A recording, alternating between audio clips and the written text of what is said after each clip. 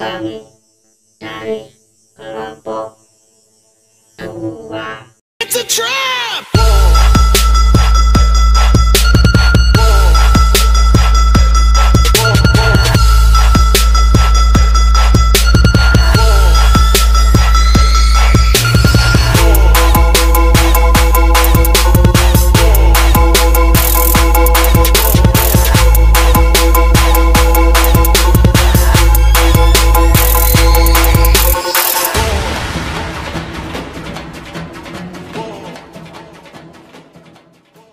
Assalamualaikum warahmatullahi wabarakatuh. Kami dari kelompok 2 akan menjelaskan tentang ekonomi sebagai ilmu. Ilmu adalah studi sistematis tentang pengetahuan dan fakta yang mengembangkan hubungan antara sebab dan akibat.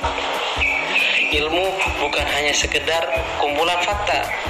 Menurut Profesor Poincar, pada kenyataannya semua fakta harus dikumpulkan, diklasifikasi, dan dianalisis secara sistematis. Adapun karakteristik dari setiap ilmu antara lain sebagai berikut. 1. Didasarkan pada studi sistematis tentang pengetahuan dan fakta. 2. Mengembangkan hubungan antara sebab dan akibat. 3. Semua hukum diterima secara universal. 4. Dapat membuat prediksi masa depan. 5. Memiliki skala pengukuran. Ilmu ekonomi adalah ilmu yang mempelajari tentang perilaku manusia dalam memilih dan menciptakan suatu kemakmuran. Inti dari masalah ekonomi adalah ketidakseimbangan antara kebutuhan manusia yang sifatnya tidak terbatas dengan alat pemuas kebutuhan yang sifatnya terbatas. Profesor Robin, Profesor Jordan, Profesor Robertson, dan lain-lain menyatakan bahwa ilmu ekonomi seperti ilmu lainnya, seperti fisika, kimia, dan lain-lain. Menurut para ekonom tersebut, ilmu ekonomi memiliki karakteristik yang mirip dengan beberapa ilmu lainnya. Ekonomi merupakan studi sistematis tentang pengetahuan dan fakta. Semua teori dan fakta yang berkaitan dengan ekonomi makro dan mikro akan dikumpulkan, diklasifikasikan, dan dianalisis secara sistematis. Kedua, ilmu ekonomi berkaitan dengan hubungan antara sebab dan akibat. Misalnya, penawaran merupakan fungsi positif dari harga. Perubahan harga adalah sebab dan perubahan penawaran adalah akibat. Semua hukum di bidang ekonomi dapat diterima secara universal. Misalnya, hukum permintaan, hukum penawaran, hukum utilitas marginal, dan lain-lain. Yang terakhir, ilmu ekonomi memiliki skala pengukuran. Menurut Profesor Marshall, menyatakan uang merupakan tolak ukur ilmu ekonomi. Namun, menurut Profesor Amartya Kumar Sen, Human Development Index digunakan untuk mengukur perkembangan suatu negara. Oke, apakah ilmu ekonomi merupakan ilmu yang positif atau ilmu yang normatif? Ekonom seperti Profesor Senior dari Ekonom Klasik dan Profesor Robbins, Profesor Fleischmann dari Ekonom Modern menyatakan bahwa ilmu ekonomi merupakan ilmu yang positif. Namun, Profesor Piaget dari Ekonom Klasik dan Profesor Marshall dari ahli ekonomi neoklasik menyatakan bahwa ekonomi merupakan ilmu yang normatif. Ekonomi positif dapat berupa pernyataan atau analisis positif. Ekonomi positif menjelaskan mengenai hal-hal yang sesuai dengan fakta dan situasi dalam dunia ekonomi yang sedang terjadi dan yang akan terjadi. Jadi, pendekatan positif berkaitan dengan penjelasan aktual dan juga ramalan. Maka, hal ini mengarah pada analisis dan bukti empiris. Karena suatu pernyataan positif dapat dilihat secara langsung dan dibuktikan melalui peristiwa yang sebenarnya terjadi. Ekonomi positif juga dapat disebut sebagai ekonomi hubungan sebab akibat. Pernyataan berikut ini dapat memastikan bahwa ilmu ekonomi merupakan ilmu yang positif, seperti berdasarkan logika.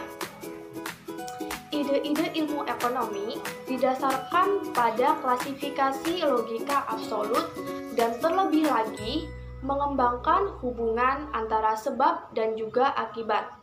2. Spesialisasi tenaga kerja. Hukum perburuhan merupakan topik penting dalam ekonomi. Hal tersebut didasarkan pada spesialisasi tenaga kerja. Nah, dalam menyikapi hal tersebut, para ekonom harus memperhatikan hubungan antara sebab dan akibat dalam pembagian kerja. Yang ketiga, tidak netral. Ilmu ekonomi merupakan ilmu positif dan ilmu normatif. Namun, menurut sebagian besar ekonom, menyatakan bahwa ilmu ekonomi merupakan ilmu yang positif, bukan merupakan ilmu yang normatif. Artinya menitik beratkan pada norma, aturan, atau ketentuan yang berlaku. Ekonomi normatif dapat berupa pernyataan dan analisis normatif. Ekonomi normatif memaparkan tentang hal-hal yang berkaitan erat dengan norma, etika, dan aturan keadilan. Dalam lingkup ini tidak mengedepankan fakta, namun mengedepankan apa yang seharusnya dilakukan agar menjadi kebaikan dan kesejahteraan bagi masyarakat luas. Karena dalam sebuah pengambilan keputusan baik oleh pemerintah maupun swasta sebagai pelaku ekonomi tidak cukup dengan penjelasan atas fakta dan data empiris yang relevan sekalipun. Namun, hal itu terkait pula tentang apa yang seharusnya dilakukan sebagai kebijakan terbaik. Inilah inti dari pendekatan ekonomi normatif. Pernyataan berikut dapat memastikan ilmu ekonomi sebagai ilmu normatif seperti 1. Pandangan emosional manusia yang rasional tidak hanya memiliki pandangan logis, tetapi juga memiliki keterikatan sentimental dan pandangan emosional tentang aktivitas apapun. Keterikatan emosional ini semuanya berada di bawah pernyataan normatif. Karenanya ilmu ekonomi adalah ilmu normatif. 2. Kegiatan kesejahteraan ekonomi adalah ilmu kesejahteraan manusia. Semua ilmu ekonomi mengedepankan teori-teori mereka untuk perkembangan taraf hidup manusia. Oleh karena itu, semua pernyataan ekonomi memiliki pandangan normatif masing-masing. 3. Perencanaan ekonomi. Perencanaan ekonomi merupakan salah satu instrumen utama pembangunan ekonomi. Beberapa ekonom telah memberikan pandangan pribadinya untuk keberhasilan implementasi rencana ekonomi. Oleh karena itu, ekonomi berada di bawah ilmu normatif. Manfaat ilmu ekonomi. Yang pertama, memberikan masukan dengan mengambil keputusan terhadap tindakan-tindakan ekonomi. Yang kedua, membantu manusia dalam memahami pola perilaku ekonomi di suatu masyarakat. Yang ketiga, memberikan pengertian tentang potensi dan keterbatasan kebijakan ekonomi. Yang keempat, meningkatkan kepekaan manusia terhadap masalah ekonomi dan global. Tujuan dalam mempelajari ilmu ekonomi dapat menjadi acuan dalam pengambilan keputusan. Yang kedua, membantu pelaku ekonomi untuk menganalisis pola perilaku konsumtif pada masyarakat. Yang ketiga, memberikan pengertian tentang potensi dan keterbatasan suatu kebijakan ekonomi itu sendiri. Dan yang terakhir, menumbuhkan kepekaan tentang ekonomi global terhadap masyarakatnya itu sendiri. Sekian dari kami kelompok 2, semoga paparan tadi yang kami tayangkan bermanfaat bagi kita semua. Apabila ada kesalahan, kami mohon maaf yang sebesar-besarnya. Akhirul kalam, wassalamualaikum warahmatullahi wabarakatuh.